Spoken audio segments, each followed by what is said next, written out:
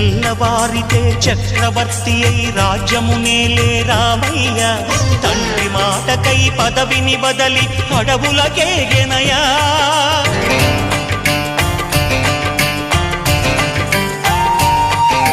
మహిలో జనులను కావగ వచ్చిన మహావిష్ణు అవతారమయ్య ఆలిని రక్కసుడపహరించితే ఆక్రోశించెనయా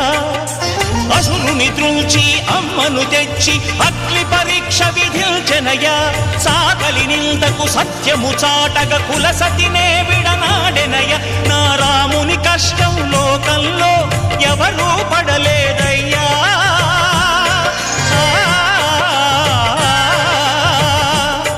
నా రాముని కష్టం లోకంలో ఎవరూ పడలేదయ్యా సత్యం ధర్మం త్యాగంలో అతనికి సరిలేరయ్యా